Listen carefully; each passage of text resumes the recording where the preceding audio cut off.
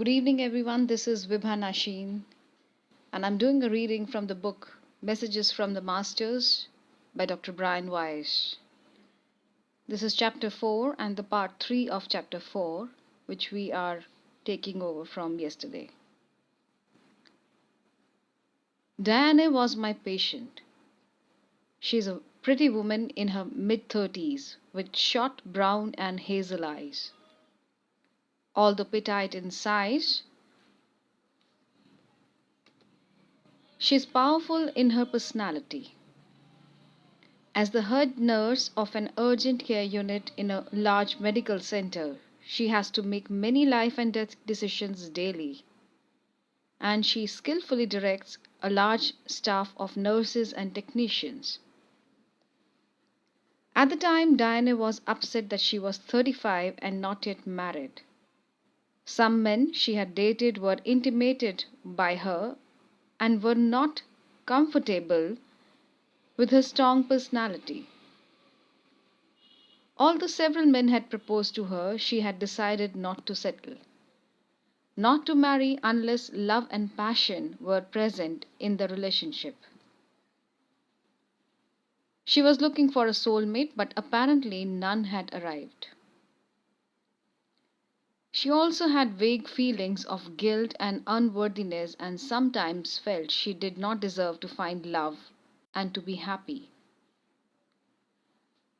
During a vivid past life regression, Diane found herself in North America a few hundred years ago during the Indian Wars. She was a settler, a young mother with a toddler son. Her husband was away and their cabin was surrounded by an Indian hunting party. She and the baby were hiding in a secret compartment built under the floor. My baby is in between 1 or 2 years. He has dark hair and brown eyes. He's so cute. I was already experiencing a foreboding of tragedy as she described her baby and the scene. He has a birthmark beneath his right shoulder. It's in the shape of half full moon or curved sword. I have long black hair and simple cloth dress. I brought her back to the hiding place, and within moments she began to sob. I directed her to float above the scene, to detach from it, and to observe from above, as if she were watching a movie. In this manner, I could help her to control her emotions, while continuing to describe the past life drama. I have to hide here, or else they will kill us.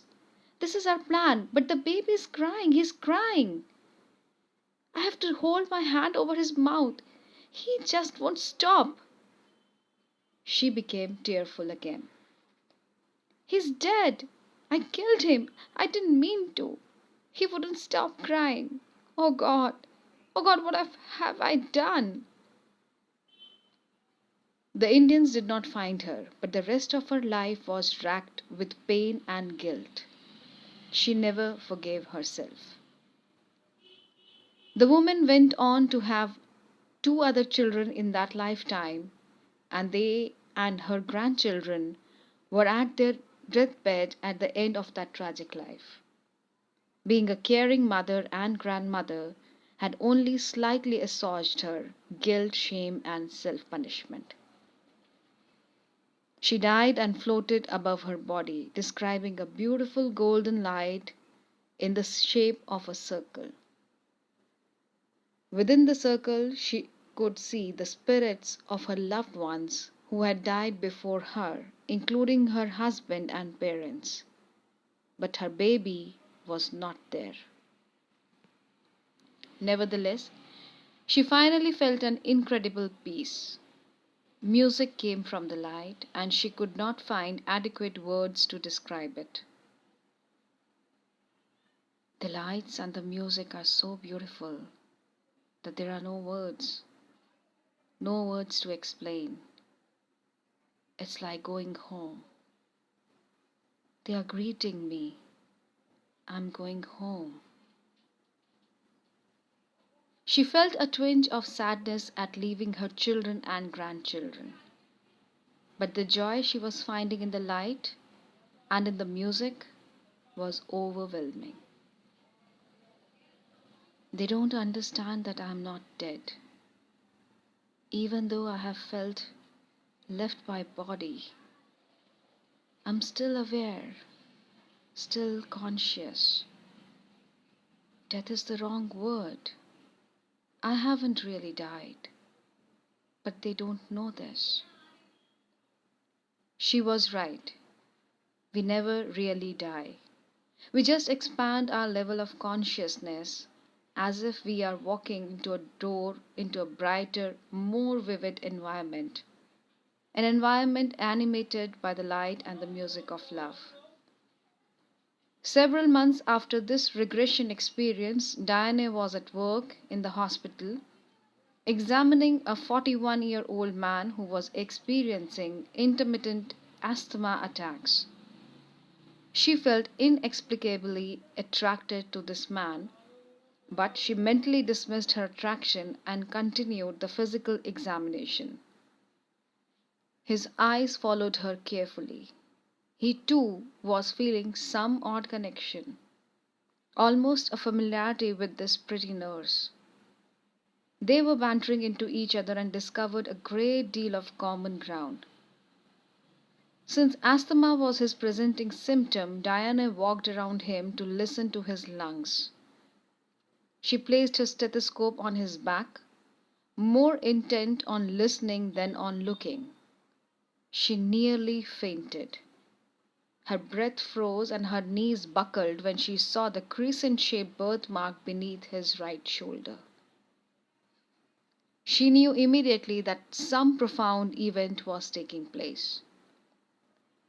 Diana steered the conversation around to his marital status. Meanwhile, tears of joy were welling up in her eyes. He was divorced. His wife had had several affairs during their marriage and she had left him years ago. He felt hurt and betrayed, and his confidence had been damaged. He had not remarried, fearing that he would be betrayed once more. He could not bear to endure much pain again. He thought to himself, why am I telling this nurse such personal and intimate things? What is it about her? I believe their meeting was not coincidental. Their love, their unfinished past life relationship, and their life's plan had pulled them together again.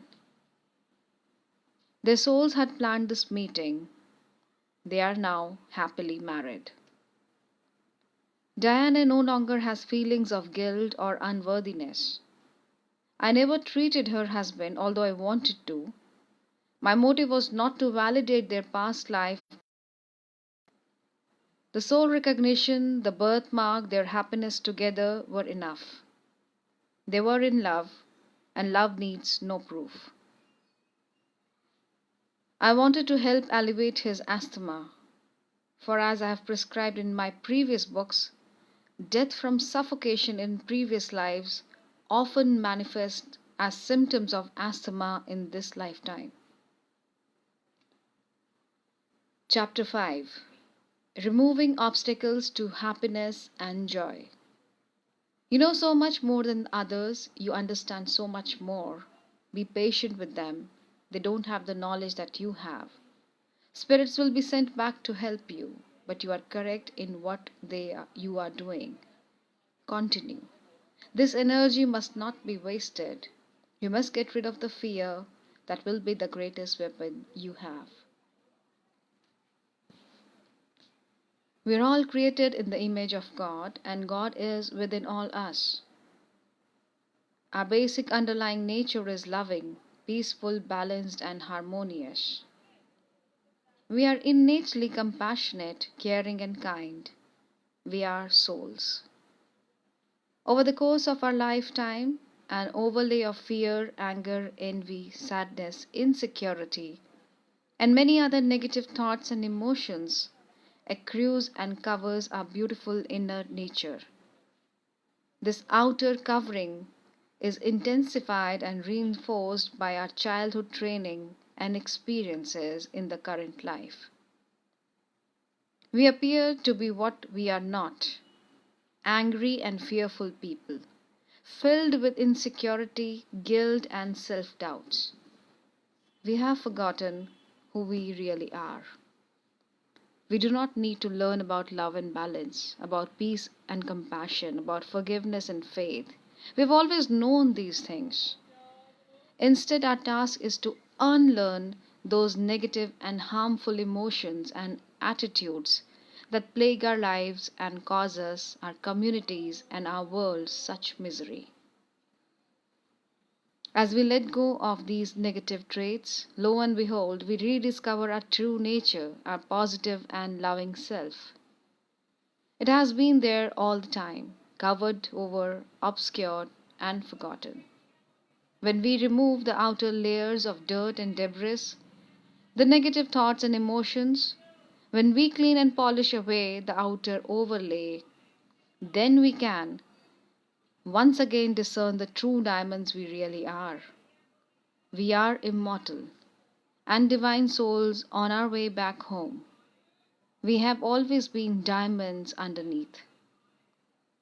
Letting go of fear, anger, and other negative emotions is important for good physical health as well as for spiritual well being.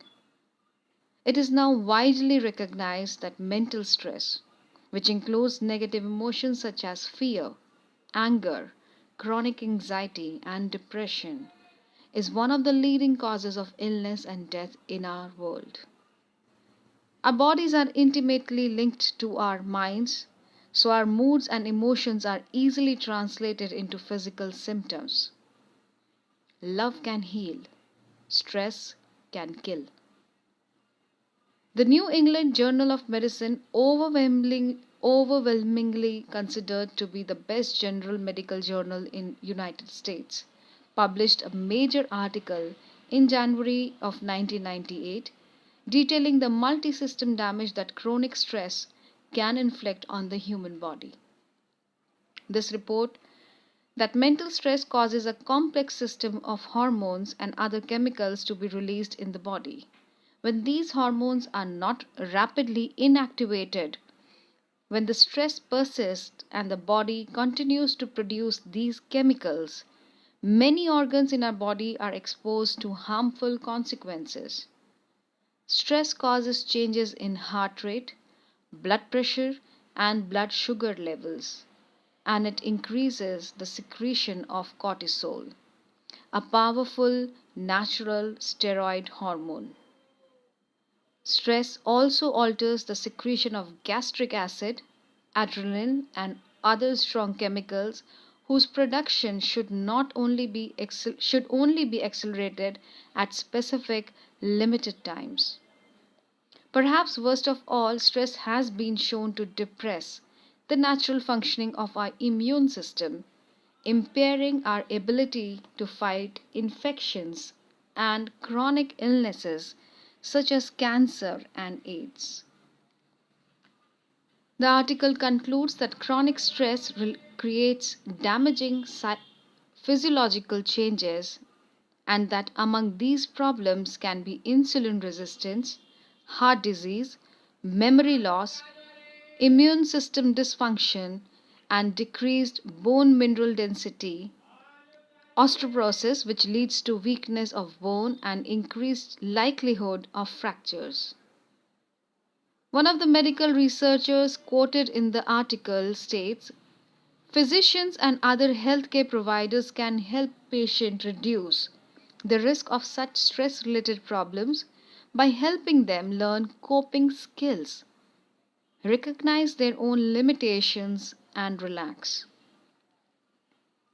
Dean Ornish, MD, the brilliant cardiologist who pioneered studies on the effects of stress on heart disease and prostate cancer, and the author of the recently published book, Love and Survival: The Scientific Basis for the Healing Power of Intimacy, has said, opening the heart has everything to do with not only the quality of our life, but also the quantity of our life, how long we live.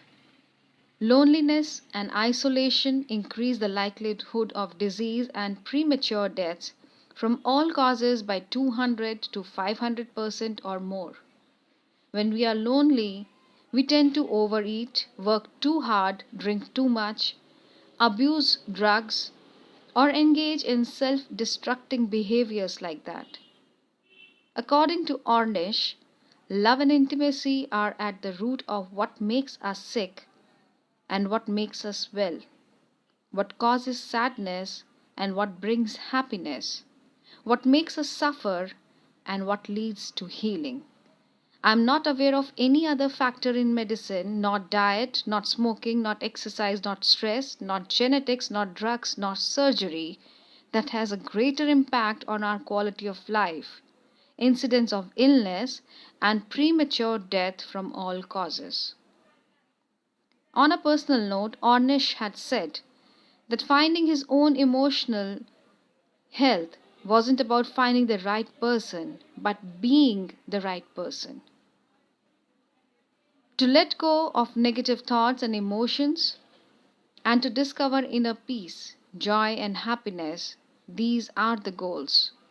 You will find life so much more enjoyable. You will progress with more awareness along your spiritual path, and your soul will manifest itself within a physical body that is infinitely more healthy and resistant to diseases. What a wonderful combination! Even if you are still debating or mulling over the spiritual lessons and implication, there is no doubt about the physical benefits you can obtain from the practices and attitudes described here.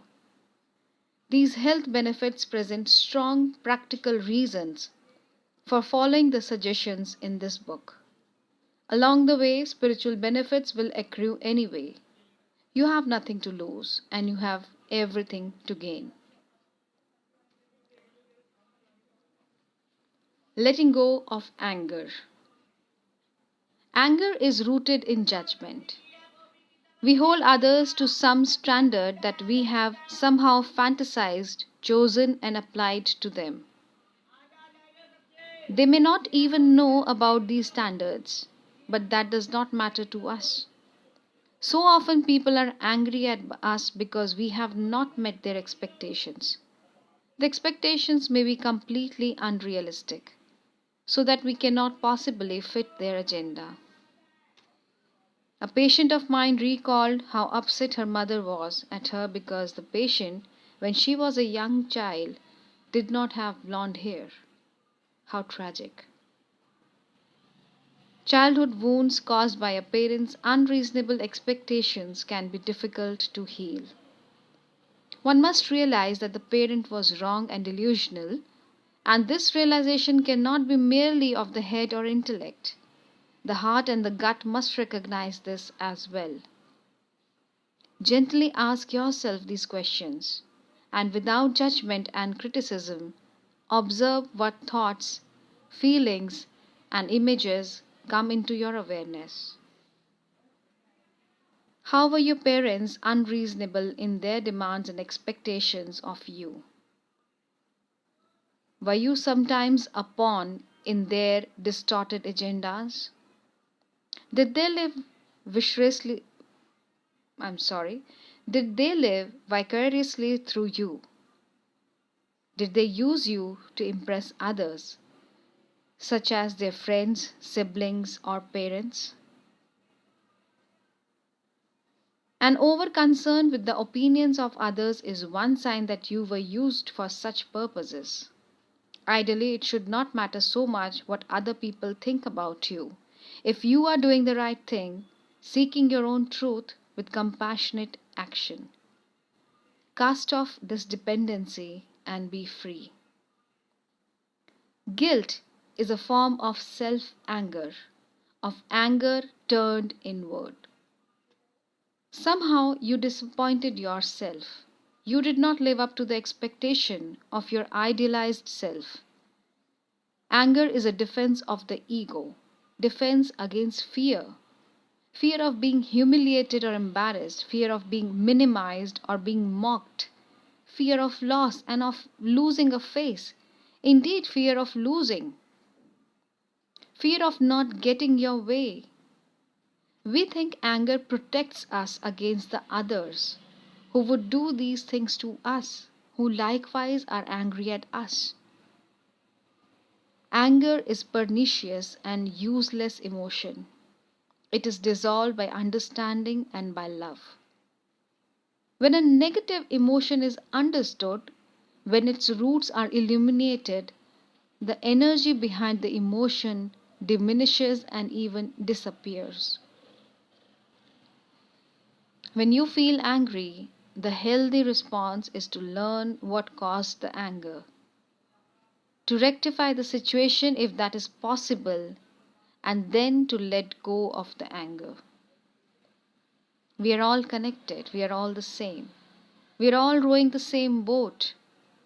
There is often a sadness underneath our anger, as if anger were a protective coating of our vulnerability and despair. Have you noticed how people in love are far less angry? They appear to be in a different rhythm altogether, and anger is not of this rhythm, nor is sadness of this rhythm. The rhythm of love is of a different sort, and the energies of anger and despair do not resonate with it. When we are angry, we create damaging chemicals in our body that adversely affect our stomach lining, our blood pressure, the blood vessels of the heart and head, our endocrine glands, our immune system, and so on. In addition, anger only gets in the way of effective action. If we could discern the cause of our anger and remedy the casual situation, we would be much better off. But we still persist in holding on to the anger despite the physical and emotional consequences. We are a stubborn species. Our media projects angry people as role model for us. Rambo was constantly angry. I don't know if he ever smiled. Dirty Harry and seemingly the overwhelming majority of police, soldiers, and other action heroes are mired in anger. Even Captain Kirk from Star Trek was terminally angry. Their anger is usually portrayed as righteous anger. Somehow they have been wronged, and then it is acceptable to be furious, even to kill. This portrayal is a great disservice to us. Anger should be eschewed, not encouraged. Anger encourages us to project our fears onto the other. Anger causes violence, wars, and incredible heartache. Anger destroys us from the inside out and from the outside in as well, whether from our own chemical and hormonal secretions or from the bullet of an enemy. Understanding and love dissolves anger. I have noticed that if someone cuts me off the road when I'm driving in Miami, where I live, I get angry. When I'm on a vacation on a Caribbean island and someone does the same thing, I don't get angry. My perspective shifts on vacation and I don't take rudeness so personally. But anger is not geographical. The shift has occurred within me. It could have even happened in Miami. Letting go of fear and opening your mind. You have a relationship with yourself as well as with others, and you have lived in many bodies in many times. So ask your present self why it is so fearful. Why are you afraid to take reasonable risks? Are you afraid of your reputation? Afraid of what others think? These fears are conditioned from childhood or before. Ask yourself these questions. What's to lose? What is the worst that can happen? Am I content to live the rest of my life this way? Against a background of death, is this so risky? The walls that we put around ourselves whenever we feel emotionally threatened are walls of fear. We fear being hurt, rejected, ostracized. We are threatened by our vulnerability and we wall ourselves off so that we do not feel. Our emotions are suppressed. Sometimes we even reject the person or people who threaten us before they can reject us. We beat them to the punch. This form of self protection is known as a counterphobic defense. Unfortunately, our walls hurt us so much more than any other person could. Our walls block us off, close our hearts, worsen our condition.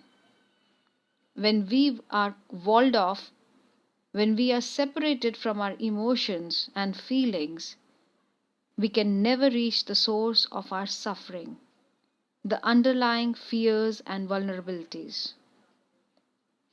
We cannot understand the real root of our problems. We cannot heal. We cannot be whole. Experience transcends belief. Teach them to experience. Remove their fear. Teach them to love and to help one another.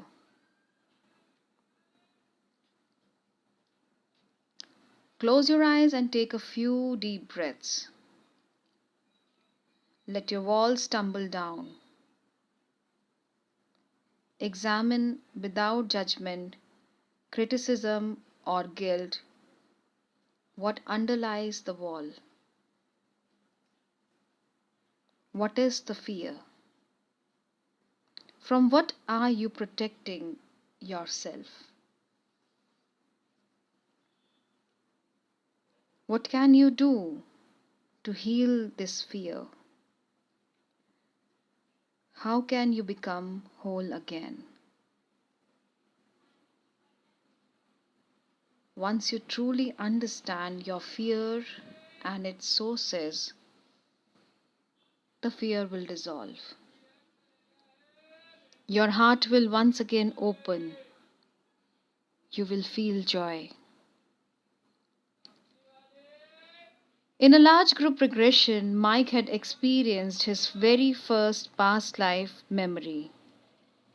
In that life, he had been a religious leader, very learned, and he found himself giving a discourse on the masculine and feminine aspects of God. Afterwards, Mike wanted to find out more about his previous life and to discover whether he could remember more about his religious knowledge. This time, we were working individually, just the two of us, and the session was taped.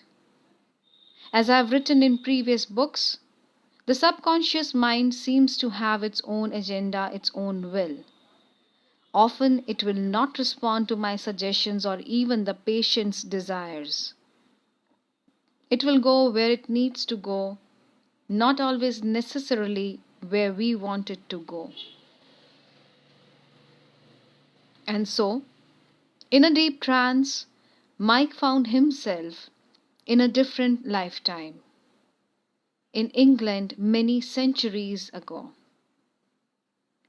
He was returning from a war. Apparently, there were lessons he needed to learn from this ancient lifetime, lessons that were perhaps more important than the more intellectual content of the life as the religious scholar. I am standing on the outside of a rock wall that runs all the way down to the field. There's a big tree on the other side of the rock wall. And I've just come home. I guess a war. Because I'm happy to be there. Happy to see the land again and my friend. My friend is standing on the other side of the wall. We used to go to the tree, sit by the tree and talk about life. and what we were going to do when we grew up and how to deal with what is going around us. He's waiting for me. Can you see him? I asked. He's got brown hair, high cheekbones. Well, actually, he's got a thin face, not necessarily high cheekbones, but you can see his cheekbones.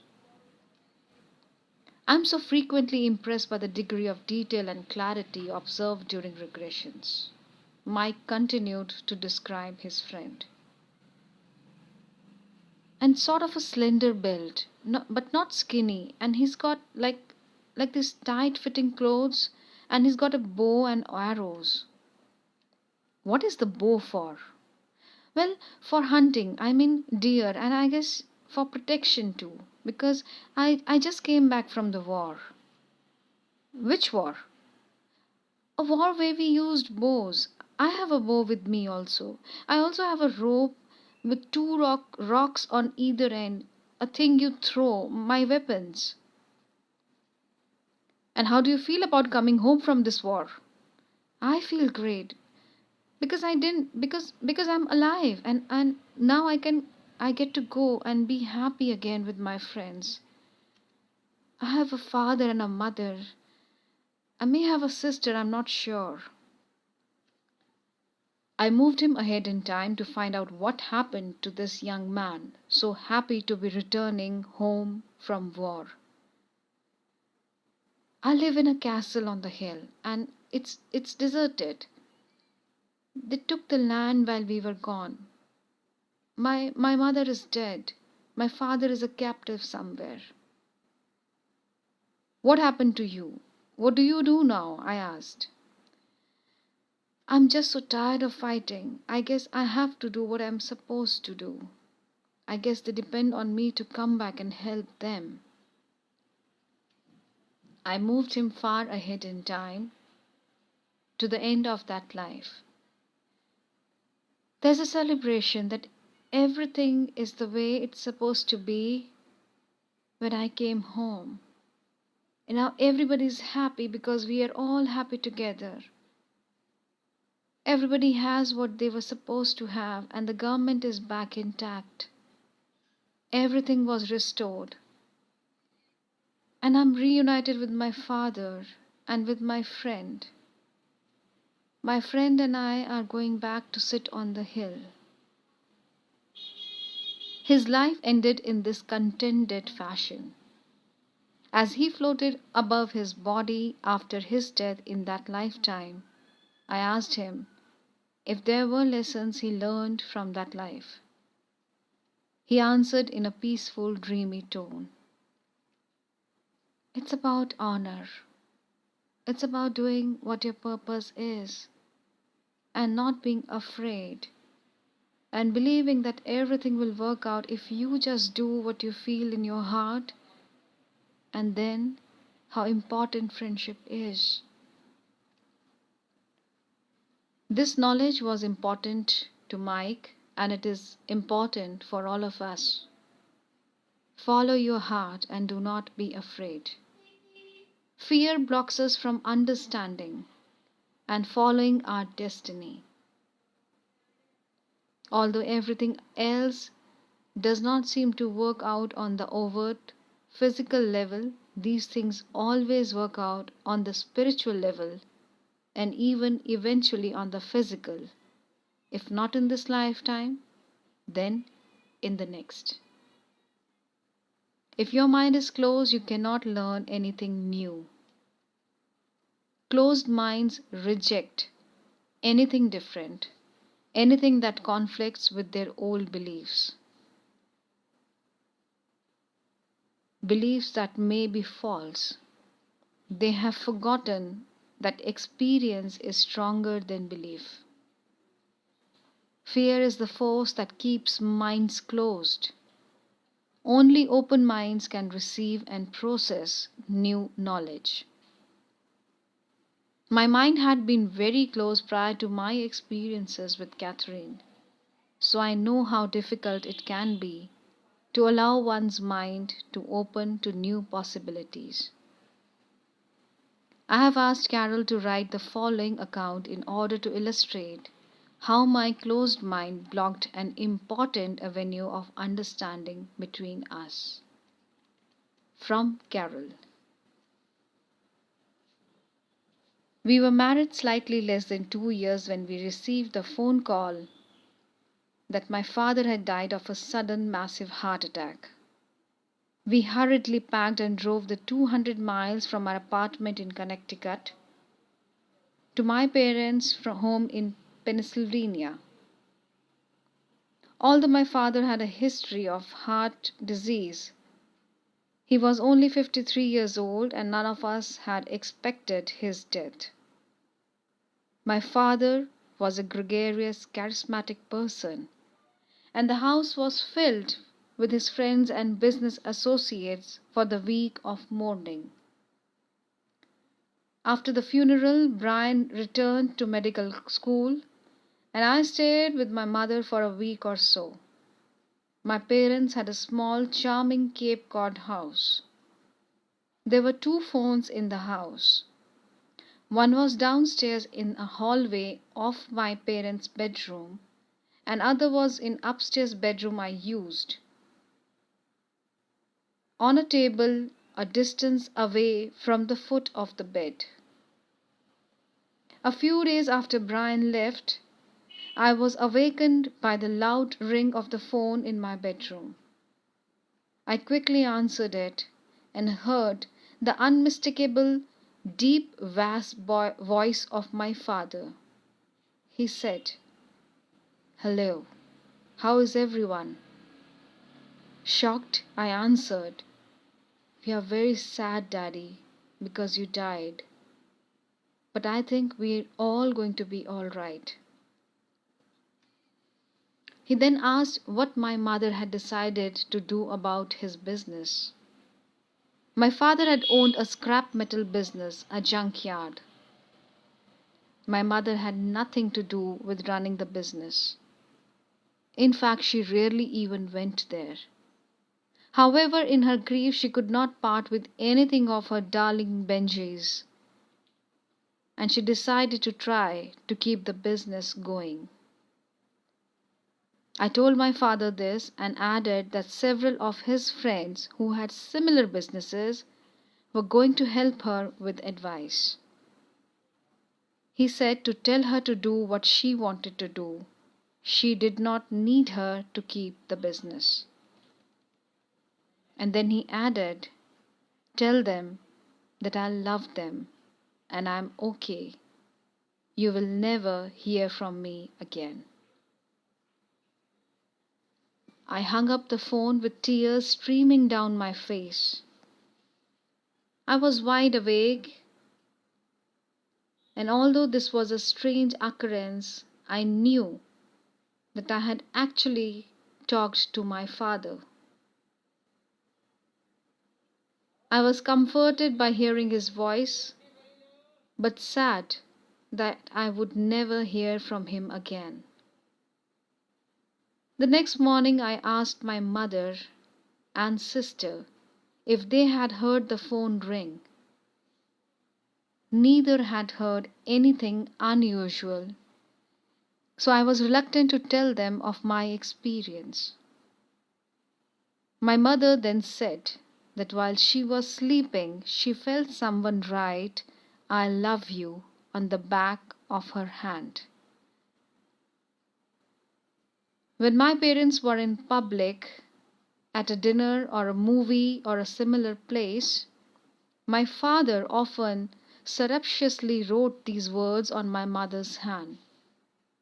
She knew that he had visited her that night. It was then that I gave them this message. I returned to Connecticut a few days later. Although the memory of that phone call still haunted me, I didn't tell Brian about it. Anything that hinted at the paranormal was anathema to him. What had happened was so important to me that I didn't think I could stand his rational explanations. This became the only secret in our relationship. It wasn't until years later, soon after Brian's experience with Catherine, that I told him what I had experienced that night. By that time, he had accumulated a vast library of books relating to such subjects. After listening intently to me, he turned his chair around, reached for a book, and showed me the title, Phone Calls from the Dead. In November of 1992, I read that the church had finally exonerated Galileo of his accursed hearsay that Earth was not the center of the solar system. The investigation into Galileo that led to his exoneration had been going on for 12.5 years. I was somewhat surprised because I had assumed that Galileo was cleared in 1722 when Sir Isaac Newton had proved Galileo was correct. But no, here Galileo was, still on the hook, 360 years after his discovery. How long it can take to open minds.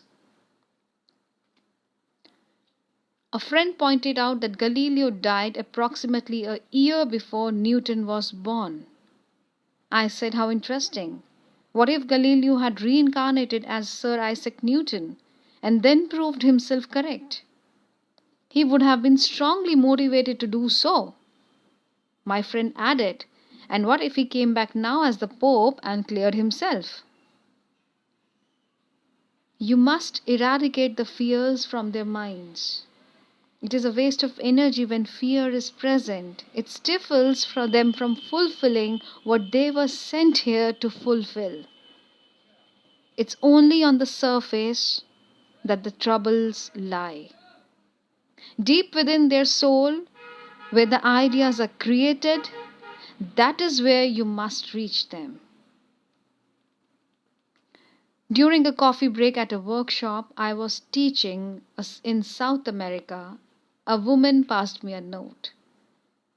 The note is about overcoming fear and would like to share it with you. I've always known and seen that I would die at 42. A friend with whom I shared this recommended your book, Many Lives, Many Masters, because I was becoming very afraid. The closer I got to age 42 of my vivid experience of this death. While reading the book, I had to put it down because I kept visualizing my dream, plus others that also tormented me. The more I read, the more answers I got. Every time a paragraph made sense, I felt lighter until I came to realize that my tormenting dreams were past life memories. When I saw my friend after reading your book, her first comment was that I looked like I had taken a very heavy load off my shoulders. Today I am 2 months short of 45 and carry a much lighter load. Thank you. A woman told me about a remarkable and vivid NDE, which is near-death experience she had had several years prior. Sometimes after that, she was invited to be a guest on a local television program that was doing a special on NDEs. On the show, she described in detail her own very personal and emotional experience. Another guest, a psychiatrist who was a skeptical expert invited to provide balance on the panel, told her in authoritarian tones that her experience was neither real nor valid, only a chemical reaction in her brain. How arrogant of him! I angrily commented when she told me this story. He knows nothing about the rich visual imagery you encountered, nothing about how emotionally moved you were, nothing about the importance of the messages you received. Yet he dismissed the whole experience as a chemical reaction? No, he was afraid. It was fear, not arrogance. She softly corrected me. Of course, she was right. Arrogance is merely another face of fear. Without fear, there would be no need of arrogance. This was an important lesson for me, and I understood. I let my judgmental attitude evaporate in the light of understanding. Forgiving does not mean forgetting, it means understanding. That brings me to the end of the part 3 of chapter 4. I'll see you tomorrow at around 7 p.m. to carry forward the messages that were received by from the masters. Till that time, keep safe. This is Vibha Nasheen signing off. Take care. Good night.